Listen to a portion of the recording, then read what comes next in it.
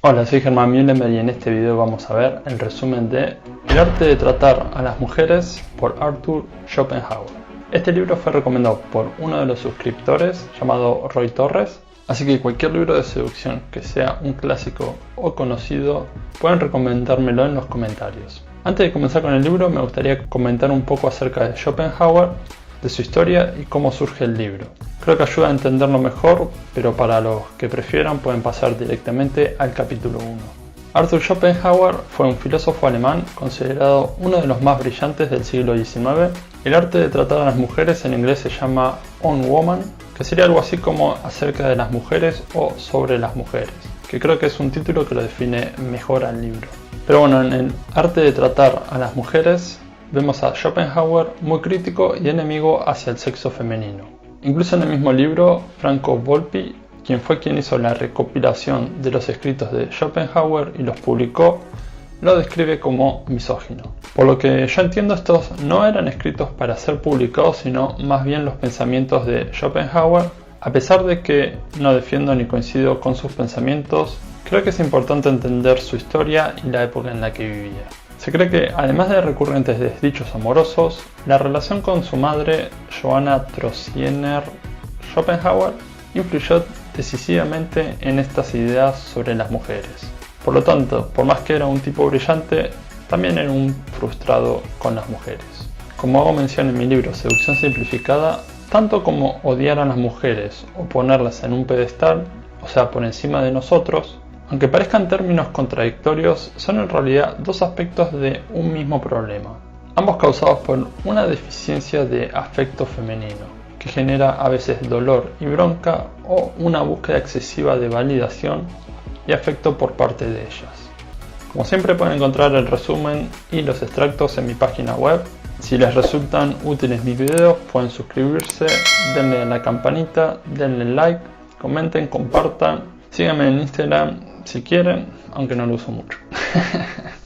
En capítulo 1, la naturaleza de la mujer. Y el primer título es El bello sexo. En palabras de Schopenhauer, el sexo femenino de baja estatura, de hombros estrechos, de caderas anchas y de piernas cortas puede ser llamado el sexo bello solo por el intelecto masculino, nublado por el instinto sexual. En pocas palabras, toda la belleza femenina reside en este instinto. El segundo sexo. En palabras de Schopenhauer, las mujeres son el segundo sexo, que desde todo punto de vista es inferior al sexo masculino. Por ello hay que respetar la debilidad de la mujer, seres sin interés. En palabras de Schopenhauer, está en la naturaleza de las mujeres considerar todo solo como un medio para conquistar al macho, y su interés hacia cualquier otra cosa es siempre solo un interés simulado. Una sencilla estratagema, es decir, que todo se reduce a coqueterías y monadas.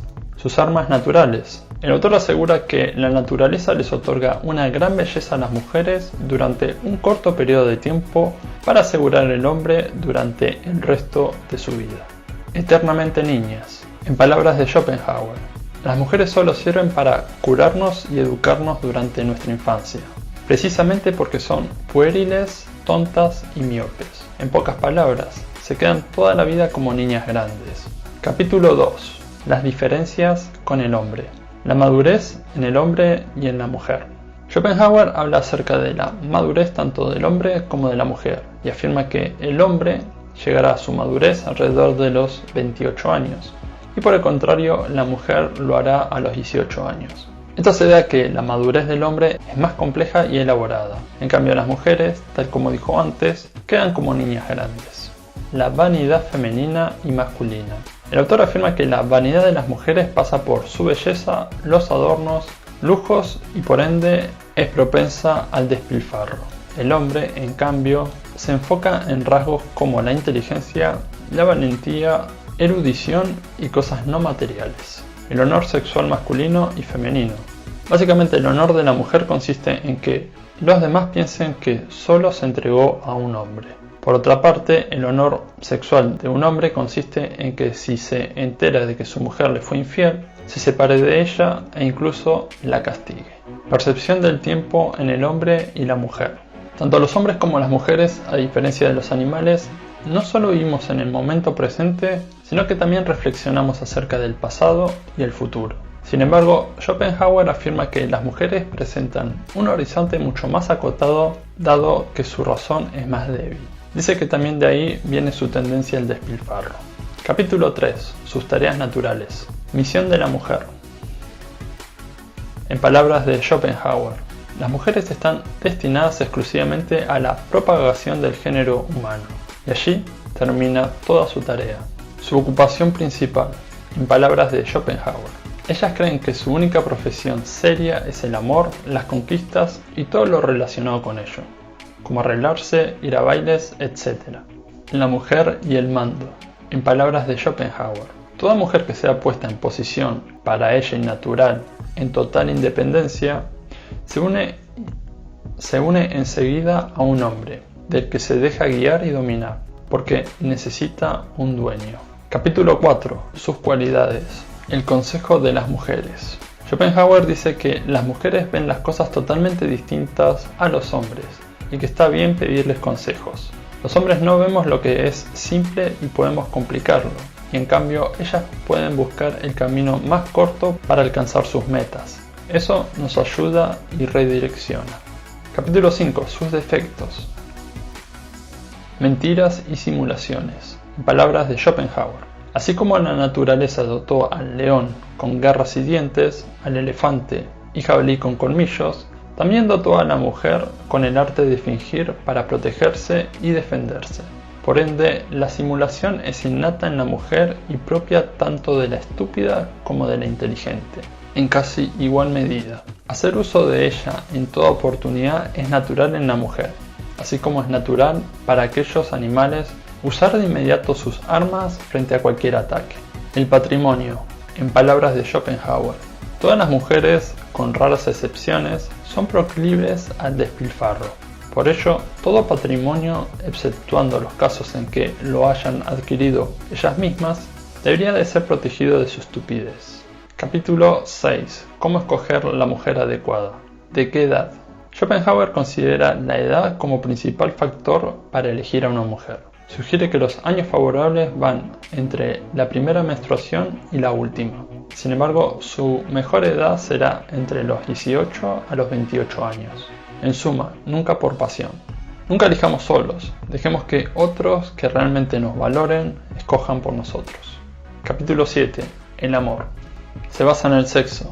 En palabras de Schopenhauer, todo enamoramiento, así se presente como etéreo, radica exclusivamente en el instinto sexual. Es ciego. En palabras de Schopenhauer, la voluntad de la especie es mucho más fuerte que la del individuo, de manera que le hará cerrar los ojos al enamorado sobre todos los rasgos que le sean repugnantes. Le hará pasar por encima de todo, le hará desconocer todo y le inducirá a amarrarse para siempre al objeto de su pasión. El amor verdadero, en palabras de Schopenhauer, dado que no existen dos individuos totalmente iguales, habrá solo una determinada mujer que corresponda de la manera más perfecta a un determinado hombre. La verdadera pasión de amor es tan rara como el caso de que esos dos individuos lleguen a encontrarse. Capítulo 8. El sexo. La atracción sexual en el hombre y la mujer. En palabras de Schopenhauer, el hombre tiende por naturaleza a la inconstancia en el amor, la mujer a la constancia. El amor del hombre merma considerablemente tan pronto se ve satisfecho. Casi todas las mujeres lo excitan más que aquella que ya posee, por eso desea variar. El amor de la mujer, por el contrario, aumenta precisamente a partir de aquel momento.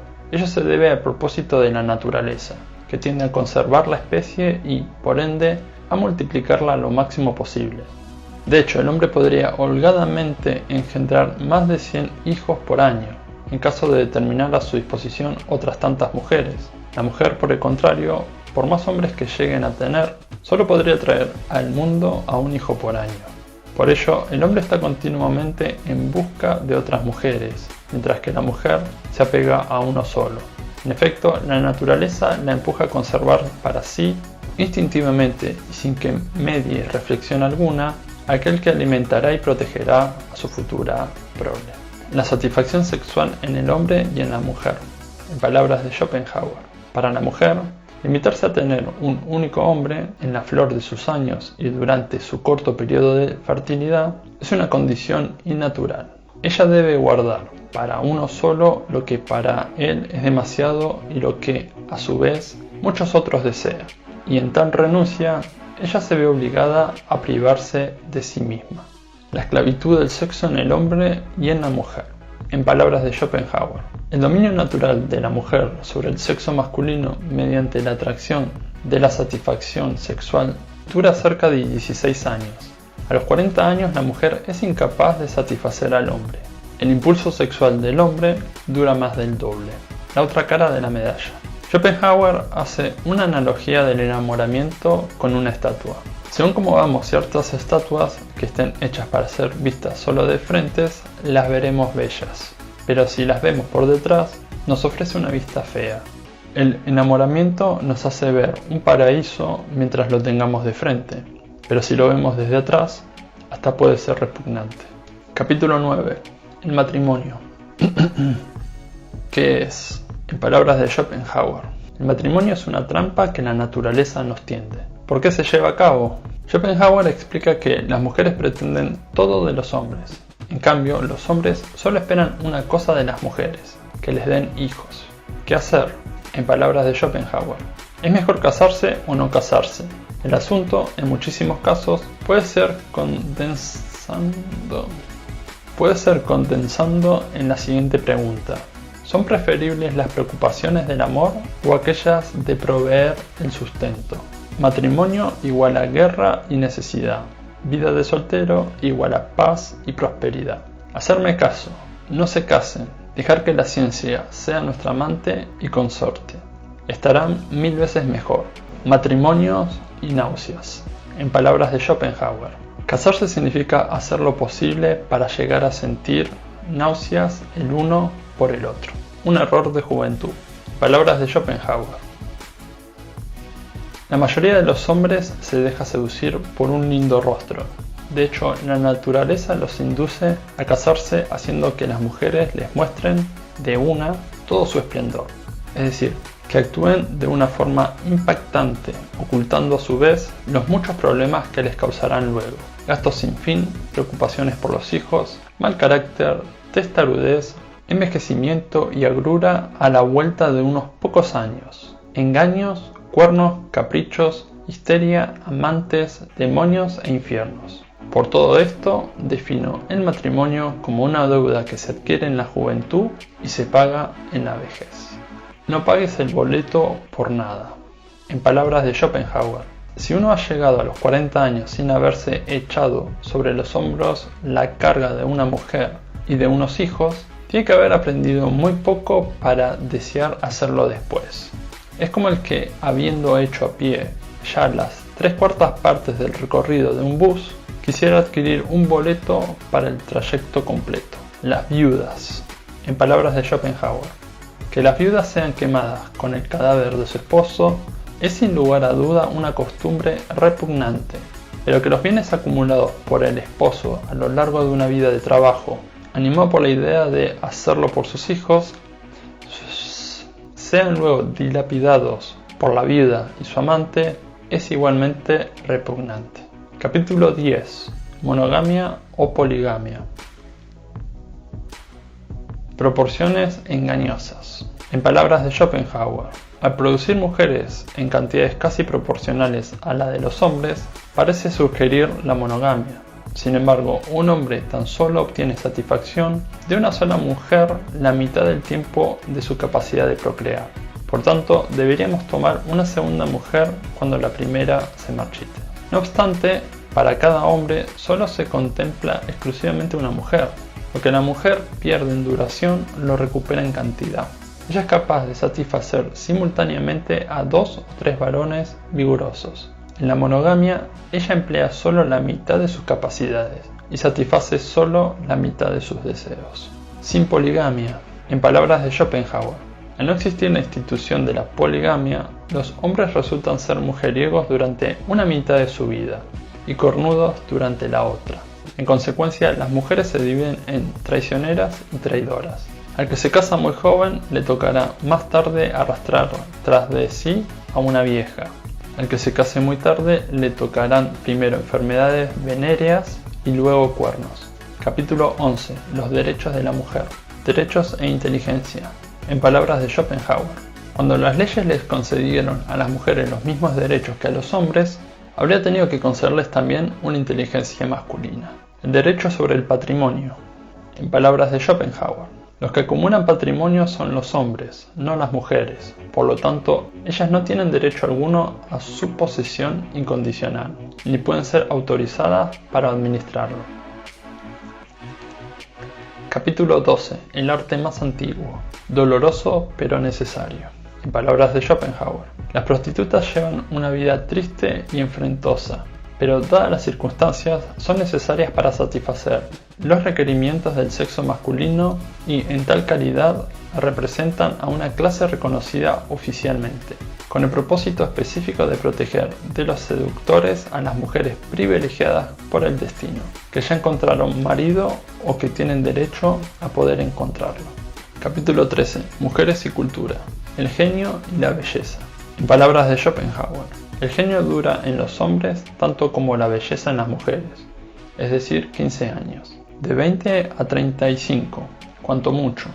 Las mujeres en realidad no pueden tener genio, cuando mucho llegan a tener talento, ni puede ser inculcada. En palabras de Schopenhauer, a veces sucede que las madres hacen estudiar a las hijas bellas artes, idiomas, etc., para que de esa forma sean más atractivas a los hombres. Haciendo esto quieren ayudar al intelecto por medios artificiales, tal como hacen cuando llegan el caso con las caderas y los senos. Capítulo 14. Mujeres y sociedad. Solidaridad femenina. En palabras de Schopenhauer, entre los hombres existen por naturaleza solo indiferencia. Entre las mujeres también por naturaleza existe enemistad. Con solo encontrarse en la calle, se miran unas a otras como güelfos y gibelinos. Capítulo 15. Las damas y la caballerosidad. Las damas. En palabras de Schopenhauer, en el mundo occidental la mujer, es decir, la que llamamos dama, no está en posición de merecer nuestra estima y veneración, de levantar la cabeza por encima del hombre y de tener los mismos derechos que éste. Por tanto, sería deseable que también en Europa a este número 2 del género humano se le asignara el número que le corresponde por naturaleza y que se pusiese freno a este exabrupto de las damas, del cual no solo se ríe toda Asia y del cual también se hubiera reído Grecia y Roma. Capítulo 16. ¿Qué queda por conocer? ¿Qué hombres prefieren ellas? En palabras de Schopenhauer, las mujeres prefieren a los hombres entre los 30 y los 35 años de edad.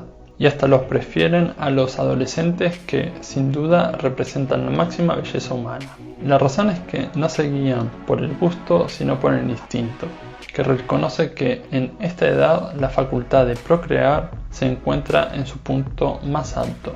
Por lo general, no se fijan mucho en la belleza, en especial la de la cara. Es como si ellas asumieran solo para sí la tarea de traspasarlas a los hijos, rechazar los ofrecimientos. En palabras de Schopenhauer, ninguna mujer, exceptuando las prostitutas declaradas, se ofrecerá de manera espontánea. Por más bella que sea, una mujer se arriesga a un rechazo, puesto que a menudo las enfermedades, los malestares, los compromisos y la quisquillosidad le quitan al hombre todo el deseo, y un rechazo sería un golpe mortal para su vanidad. Por el contrario, tan pronto hayamos dado el primer paso, tranquilizándolas frente a ese peligro, quedaremos a la par y las encontraremos más accesibles. Eso es todo y muchas gracias por mirar este video. Nos vemos en el próximo resumen.